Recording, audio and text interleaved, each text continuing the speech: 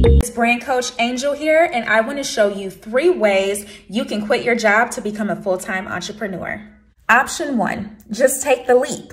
This is a great option for those who have been running their businesses for a while, are experiencing consistent revenue that covers their expenses and keeps their business afloat.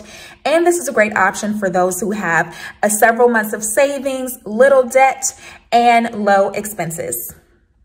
Option 2, get another job. This is a great option for those who are still early in their business, aren't generating that much revenue yet, and need some time to really get their business flowing so that they're able to step into full-time entrepreneurship. Option 3, and this is one of my favorites, use part-time work and side hustles to pad your income while you're making the transition from employee to entrepreneur.